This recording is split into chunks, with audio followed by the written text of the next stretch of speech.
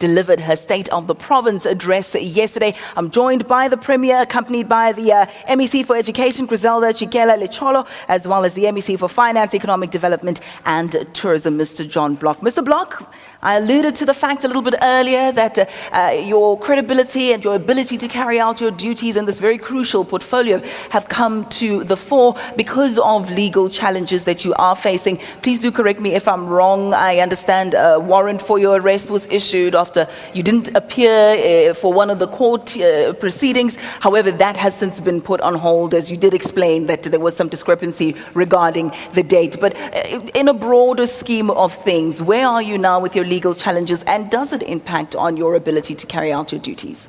Well, I said 2 years ago on the same platform that this was malicious prosecution.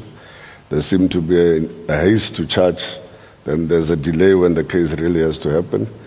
We were charged in 2011, it's 2015, we're not yet close to concluding the case. The other cases have been postponed to 2016.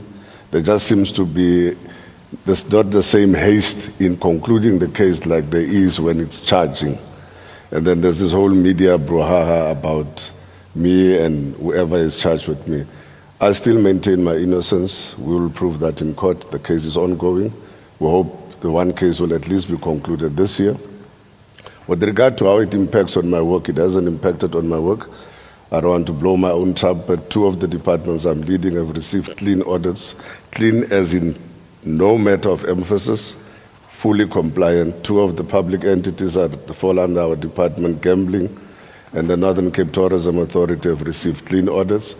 If that happens, in spite of all of these challenges, then it clearly shows that I'm doing a great job in ensuring that I advance the work that I have to do in government. Look at our state of our finances.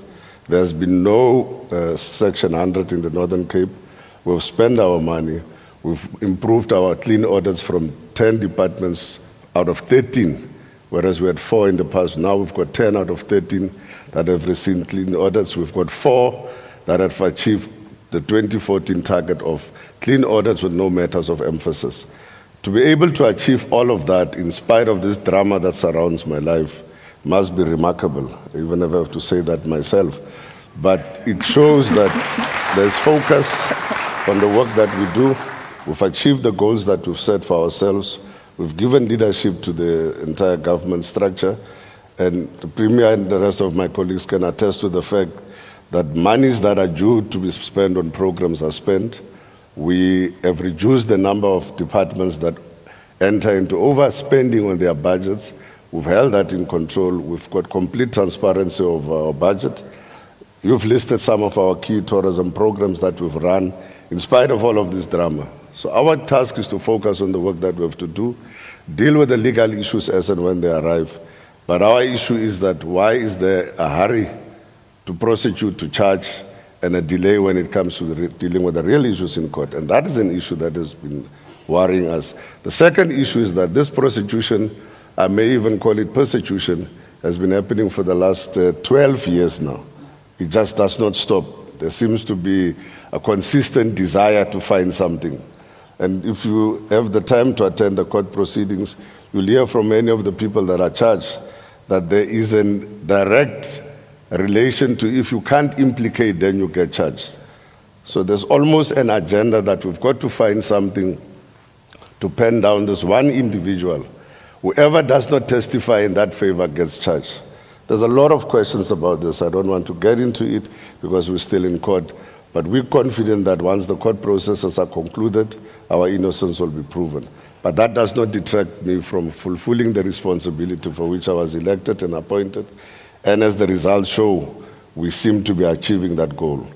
To be able to turn around 2 departments, to be able to turn around some of the public entities, to make sure that there is money available for various departments to spend and to account for that spending, to be able to reduce our unauthorized expenditure from 790 million, we've brought it down to 142 million in this financial year.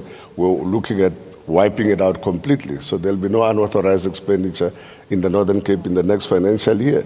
That effort is a collective effort.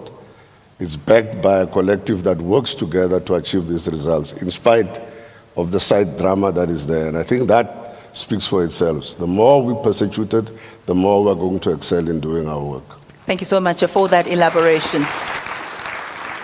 Now, we are going to take some questions from our guests who are seated here today and also take some of your tweets that you've sent through. But I just also wanted to clarify, you spoke about the drama, you spoke about making sure that money is spent on the projects that are supposed to receive the funding.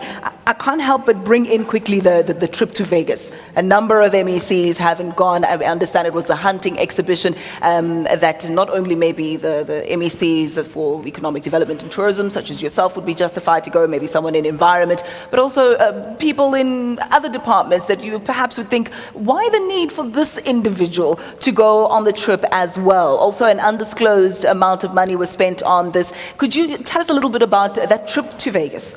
Well, hunting is, the Northern Cape is the third biggest hunting destination in the world, in South Africa. Our tourism and our investment focus is on hunting, because hunting brings in a lot of employment opportunities. It brings in a lot of foreign hunters.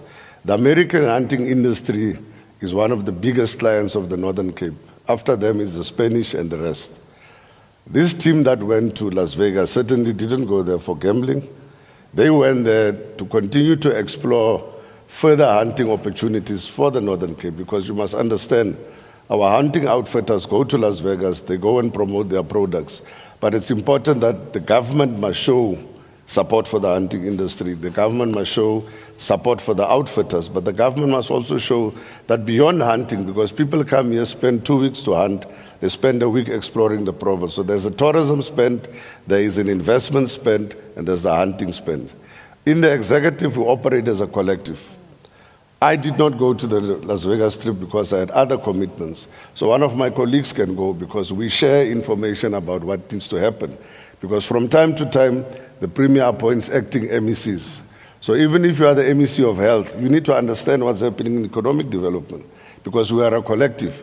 And it's the EXCO's decision that this collective must go to go and support the hunting outfitter, support our investment drive, support our tourism initiative, so that all of them as colleagues can bring that benefit back to the province. And that's the spirit in which they left. There was no intention to say, because you are in health, therefore you can't. Health is very critical to hunting, because if we get affected by foot and mouth disease, it wipes out the entire Northern Cape resources and our investments.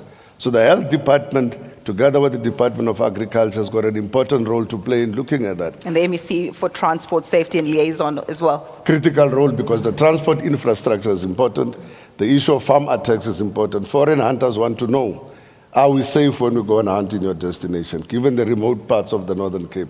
Are we safe, our family safe when they go there? She's got to give them those guarantees that the Northern Cape is a safe hunting destination, it's a safe destination for tourism, it's a safe destination for families, and we need to promote our province in that instead.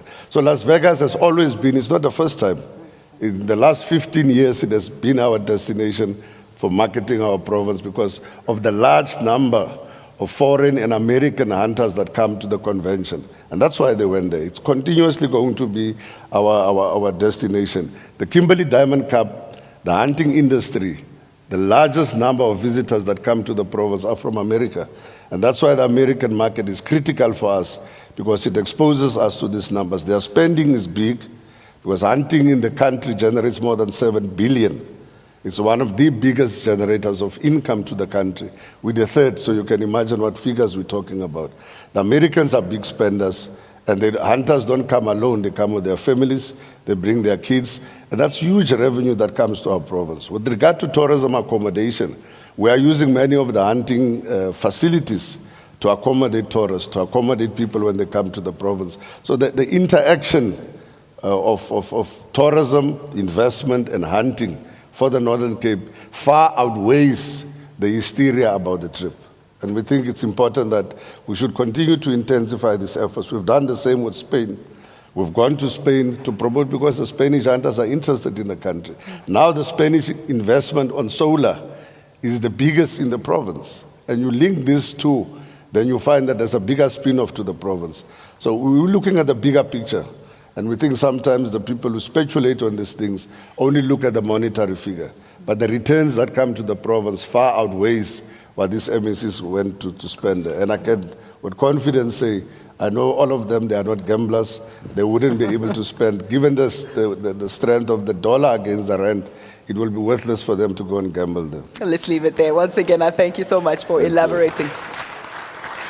All right, on that note, let's take a quick ad break. When we return, we go to table number 22, where Kitumetsu from Seeds of Life is standing by to ask an education-related question. Stay with us.